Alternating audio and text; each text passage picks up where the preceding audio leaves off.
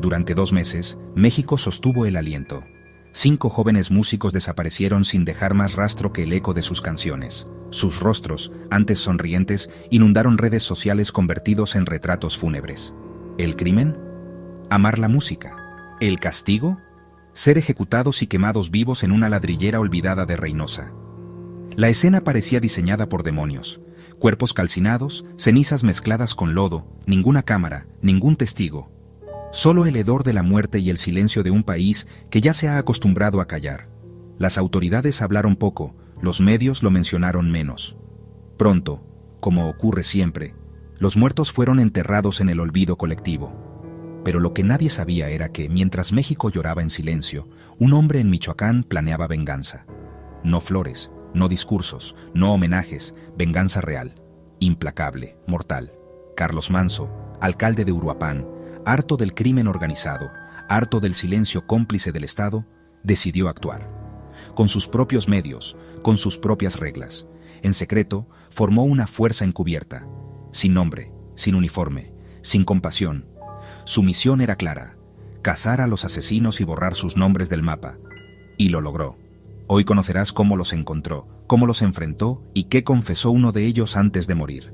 Un relato que no verás en noticieros, que no aparece en expedientes judiciales. Porque esto no es una historia cualquiera. Esto es una guerra. Una cruzada personal contra el silencio. Una sentencia escrita con sangre. Bienvenido a La Verdad Oculta del Crimen, el canal donde la justicia tiene otra cara. Quédate hasta el final. Aquí la verdad no se esconde, se grita.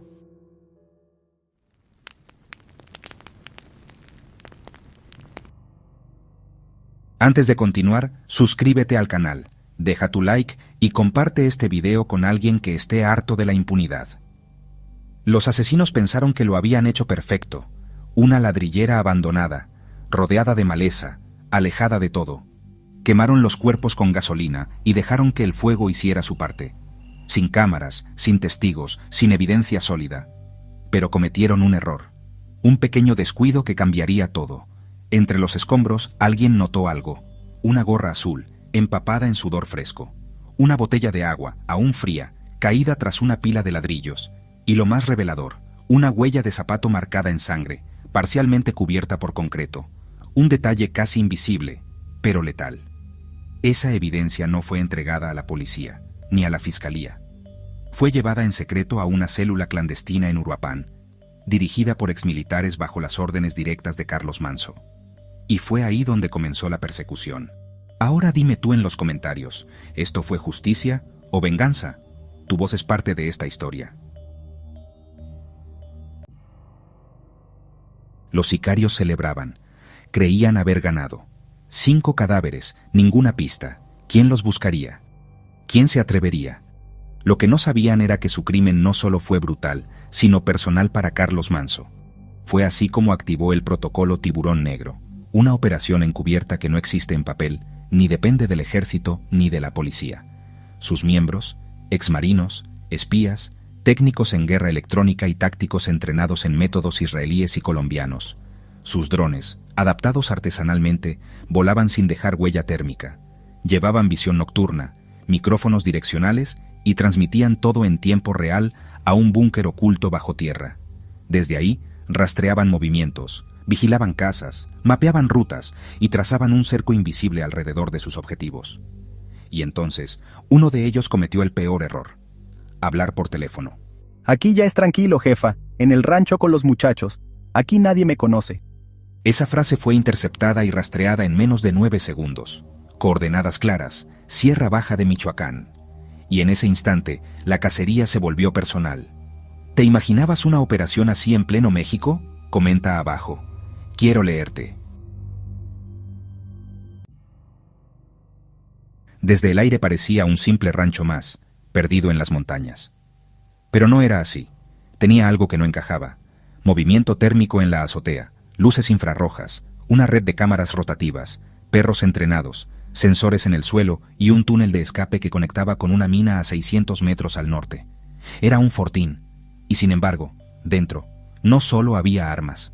Había evidencia, ropa manchada de sangre, fotografías, listas y lo más importante, los hombres responsables de la masacre, Lo que no sabían era que uno de ellos ya había hablado.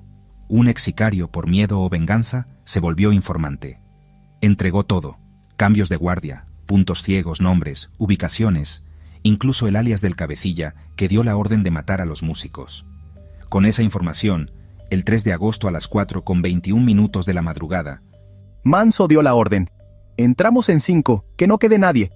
y no fueron policías, no fue el ejército, fue su unidad fantasma, hombres con pasamontañas, chalecos antibalas y rifles de guerra. Esa madrugada, la montaña no escuchó música, escuchó justicia. Ahora dime, ¿tú confiarías en un traidor si con eso pudieras hacer justicia? Déjalo en los comentarios, porque esta historia también te pertenece. Lo conocían como el Pingo. Nunca apareció en archivos oficiales. Silencioso, letal, siempre con el dedo en el gatillo. Cuando los comandos ingresaron al rancho, fue el primero en reaccionar. Escuchó los drones, los disparos, las explosiones. Sabía que había llegado el final. Corrió hacia el túnel de escape, la ruta secreta que debía salvarlos si todo salía mal. Pero esa vez, el túnel fue su tumba. Un sensor de movimiento activó una mina artesanal colocada por la célula de Manso. La explosión no lo mató al instante, pero le arrancó el muslo izquierdo. Gritó, se arrastró y cayó, sangrando entre el polvo. Lo capturaron. Lo vendaron para mantenerlo consciente. Lo rodearon. Nadie gritó. Nadie lo golpeó. Solo una pregunta: ¿fuiste tú? El Pingo suspiró y soltó el infierno. Habló de los escondites, de los nombres, de los teléfonos que cambiaban cada semana, de los alias que usaban para cruzar Reynosa y Michoacán. Y entonces soltó lo peor. Uno todavía se movía, gritaba, le echamos colina igual y prendimos el encendedor. Esa frase heló la sangre hasta del más experimentado. El Pingo habló durante 17 minutos y murió antes de que llegara el helicóptero. Su voz firmó la sentencia de los demás. ¿Qué opinas tú? ¿Crees que merecía morir después de confesar o merecía juicio? Déjalo en los comentarios. Tu opinión también importa. Las palabras del Pingo fueron anotadas como si fueran órdenes directas: nombres, apodos, rutas, ciudades. Así nació la lista negra. 11 nombres, 11 fantasmas del crimen, 11 objetivos marcados para caer.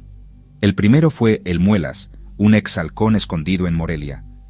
Lo encontraron borracho en un table dance, con una Glock oculta en la bota.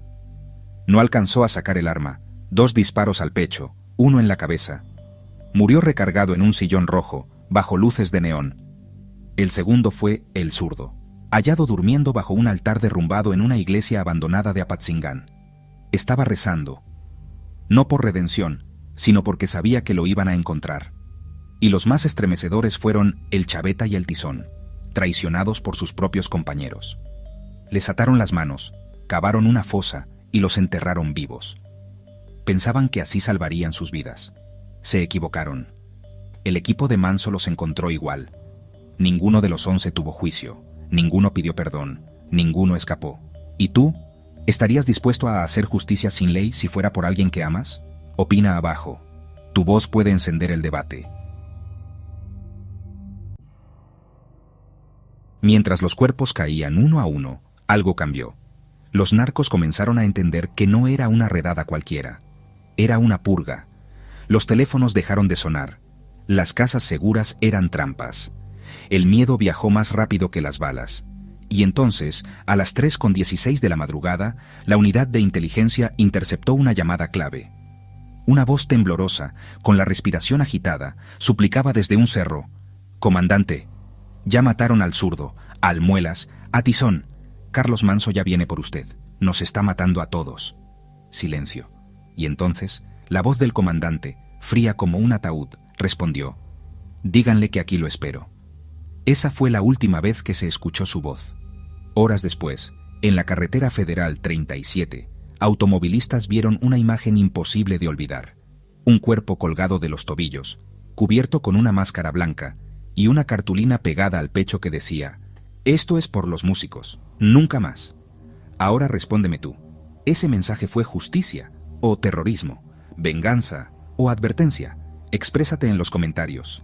Esta historia también es tuya.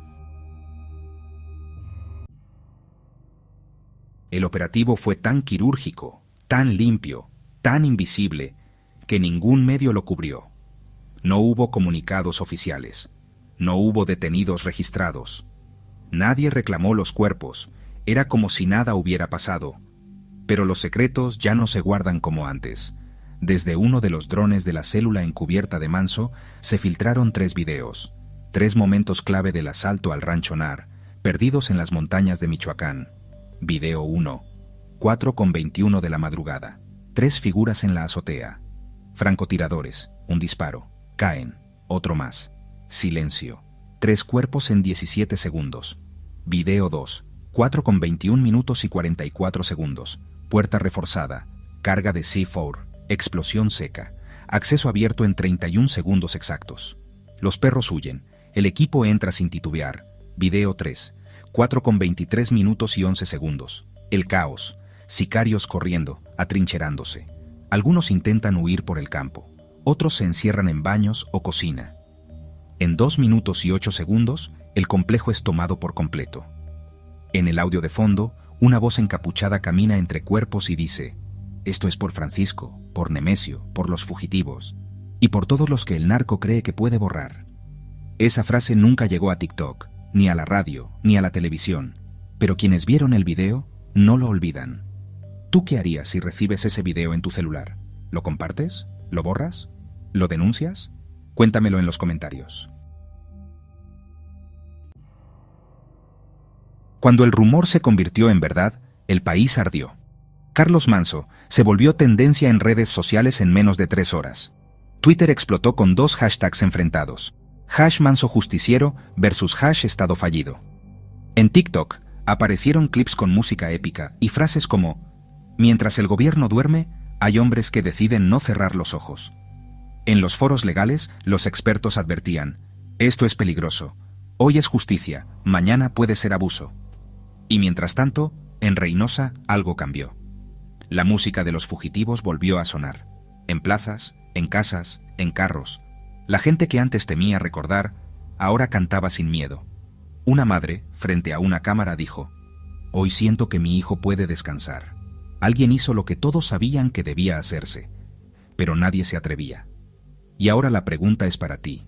¿Carlos Manso salvó el honor del país o cruzó una línea sin retorno? Tu respuesta puede encender esta conversación.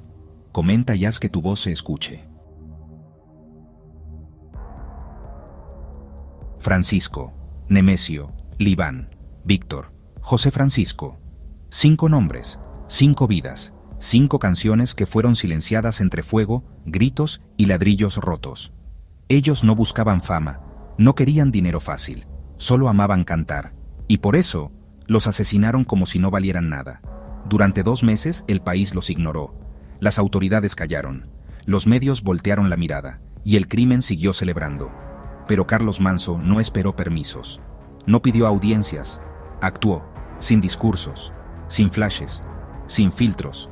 Y gracias a eso, la música volvió a sonar en Reynosa, no como fiesta, sino como grito, homenaje y eco de justicia. Si tú también crees que el miedo no puede gobernar a México, suscríbete ahora mismo a La Verdad Oculta del Crimen, deja tu like y comparte este video con quienes aún creen que la justicia es solo un fantasma en este país. Y antes de irte, respóndeme. ¿Carlos Manso fue el justiciero que México necesitaba? ¿O fue un criminal con uniforme? Porque al final, esta historia no es solo sobre los fugitivos, es sobre cuántos más vamos a enterrar en silencio, antes de que alguien se atreva a hacer ruido.